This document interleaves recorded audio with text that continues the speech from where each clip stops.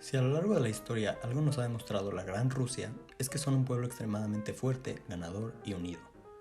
El día de hoy estaremos discutiendo sobre esa misma fortaleza y el patriotismo ruso representado a través de uno de los directores rusos más importantes de la historia del cine, Sergei Eisenstein. Y para ejemplificar, usaremos tres de sus películas más reconocidas: El acorazado Potemkin, Alejandro Nevsky y Octubre. Y uno de sus libros más conocidos, El sentido del cine.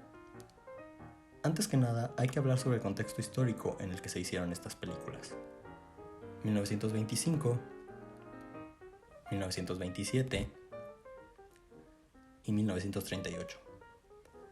Ninguna de ellas más alejada de 25 años de la Revolución Rusa, una de ellas incluso tratándose de la misma. Las tres de ellas hechas durante la época de Stalin y las tres hechas cerca de la Primera y Segunda Guerra Mundial.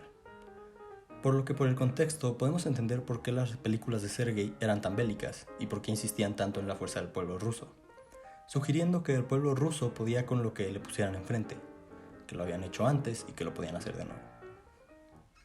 Los tres filmes que estamos discutiendo, como ya mencioné, son de carácter bélico, de historias rusas de superación, incluyendo personajes históricos como Lenin o, como dice el nombre de la película, Alejandro Nevsky, ambos líderes del pueblo ruso en batallas a las que se enfrentaron. En su libro El sentido del cine, Sergei menciona que lo que realmente quería representar en sus obras bélicas era la lucha de la barbarie contra la cultura, y como él dice, porque nuestra lucha es por el bienestar de la humanidad y por la elevación de su cultura, de su arte. Bueno, ¿y cómo es que hacía Sergei para demostrar la fortaleza de su pueblo en sus películas? El señor Eisenstein era un maestro del montaje, uno de los temas más importantes en su libro. Lo que decía era que para que haya un buen montaje se necesita la yuxtaposición de dos ideas. Y realmente sus películas son eso, un gran montaje, en el que normalmente la idea A es los que están luchando y la idea B, los que están sufriendo. Entonces, con la yuxtaposición de estas dos situaciones, entendemos que Eisenstein siempre nos está mostrando que el pueblo ruso lucha por lo justo y por aquellos que sufren. Otra manera más obvia en la que demostraba el amor hacia su país era a través de la música. En su libro tiene todo un capítulo dedicado a esto, explicando la importancia de la música y cómo usarla.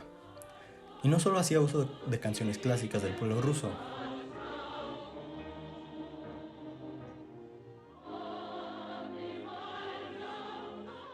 sino que también servían para representar y causar emociones al espectador.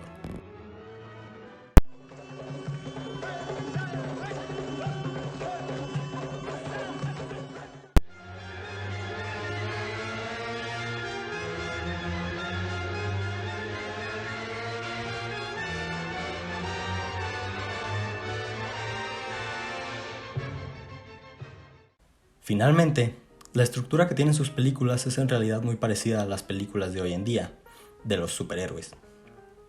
Nuestros héroes empiezan en una posición inferior, luego contraatacan, y todo parece mejorar hasta que el enemigo recobra fuerzas y casi hacia el final parece ser que nuestros héroes perderán. Pero logran dar un último esfuerzo y terminan ganando. Y eso es realmente lo esencial de las películas de Sergei y de su patriotismo.